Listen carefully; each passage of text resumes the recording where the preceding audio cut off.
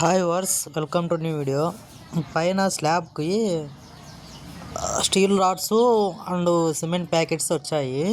So దించుకుంటున్నారు, దించుకుంటున్నారు cement packets and steel rods పైన స్లాబ్కి కాంక్రీట్ వేసేకి.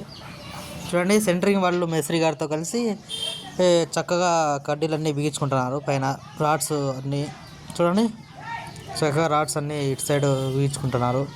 సో ఇక్కడ మనం క్రాస్ పెట్టారు కదా, అది కొంచెం హైట్ వస్తుందని క్రాస్గా పెట్టారు. ఈ రాడ్స్ అన్నీ బాగా చక్కగా స్లాబ్కు చక్కగా పేర్చుకున్నారు. ఇవి కిందికి స్టెప్స్ అన్నమాట, పైకి ఎక్కడానికి తాపులు అంటాం కదా, పైకి ఎక్కడానికి. సో సిమెంట్ బస్తాలు, మిల్లరు, ఒక సిమెంట్ బస్తాకు ఒక ట్రిప్ మిల్లర్ సరిపోద్ది, ఒక లోడ్ అవుద్ది. సో సిమెంట్ ఇటు సైడ్ వచ్చి చూడండి, తాతయ్య వాళ్ళు కంకర కలుపుతున్నారు. ఇక్కడ అక్క వాళ్ళంతా సిమెంటు కాంక్రీట్ అంతా కలుపుతున్నారు మిల్లర్లోకి. ఇక్కడ చూడు, పెద్ద ఆయన నీళ్లు పోస్తున్నారు. ఇంకా కాంక్రీట్కు ఆయిల్, ఇసుక, సిమెంటు అండ్ కంకర వేస్తే కనుక కాంక్రీటు మిల్లర్లో తయారైపోతుంది. చూడండి, పెద్ద ఆయన సిమెంట్ వేస్తున్నారు బాగా చక్కగా.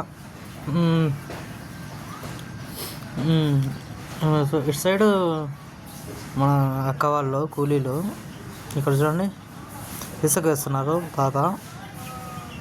ఇక్కడ కూలి వాళ్ళు వచ్చారు. సో చూడండి, కాంక్రీట్ కింది నుంచి పైకి అందిస్తున్నారు. చూడండి ఫ్రెండ్స్, వాళ్ళు ఎండ అనక వాన అనక కష్టపడుతున్నారు. ఇందులో నేను 1% అంటే 1% కూడా చేయలేను ఫ్రెండ్స్ వీళ్ళు చేసే వర్క్లో. చూడండి, ఇక్కడ మిల్లర్లో వాళ్ళు కాంక్రీట్ కింద పడుతుంటే ఆ కాంక్రీట్ను అన్నయ్య అక్క వాళ్ళకి ఎత్తిస్తాడు. అక్క వాళ్ళు పైకి అందిస్తారు. పైకి అందిస్తున్న తర్వాత పైన వాళ్ళు ఒక బండికి వేసుకుంటారు. 2 బండ్లు ఉన్నాయి కదా, అందులో ఒక బండికి ఎక్కిస్తానే ఒక బండి అక్కడ అన్లోడ్ అవుతానే ఇంకో బండికి వేస్తారనమాట. చూడండి ఫ్రెండ్స్, అసలు సో ఇదే బండి. ఈ బండిలో వేసుకొని వచ్చి అక్కడ మేస్త్రి గారు అంతా ఉన్నారు కదా, కూలీలు, వాళ్ళు స్లాబ్కి వేసుకుంటారు అనమాట. బాగా చక్కగా వేసుకుంటారు. వాళ్ళు వేసుకున్న తర్వాత వీళ్ళంతా వచ్చిన తర్వాత చూడండి, ఈ బండి అక్కడ పెట్టేస్తారు, ఆ బండి లోడ్ చేస్తారు, ఆ బండి మళ్ళీ ఇక్కడ తీసుకొస్తారు. సో అలాగనమాట. అలా చూడండి, మొత్తం ఇక్కడంతా స్లాబ్ అంతా మేస్త్రి గారు, బేల్దారులు అంతా కలిపేసి వేసుకుంటారు. ఈయన వచ్చి ఇక్కడ అన్లోడ్ చేస్తుంటారు కాంక్రీట్ని. మళ్ళీ ఆ బండి తీసుకెళ్ళి అక్కడ లోడ్ చేసిన బండి చేస్తారు. సేమ్ అలా రిపీట్లో వెళ్ళిపోతూ ఉంటుంది. చూడండి, అక్క వాళ్ళకి అందిస్తూ ఉంటారు, అన్నయ్య కూడా అక్కడ తీసుకుని వెళ్తూ ఉంటారు. చూడండి, ఈయన వయసు చూడండి, చాలా చిన్న పిల్లడు ఉన్నట్లున్నారు కదా. ఈయన కూడా చాలా అంటే చాలా హార్డ్ వర్క్ చేస్తారు ఎండలోనే. చూడండి,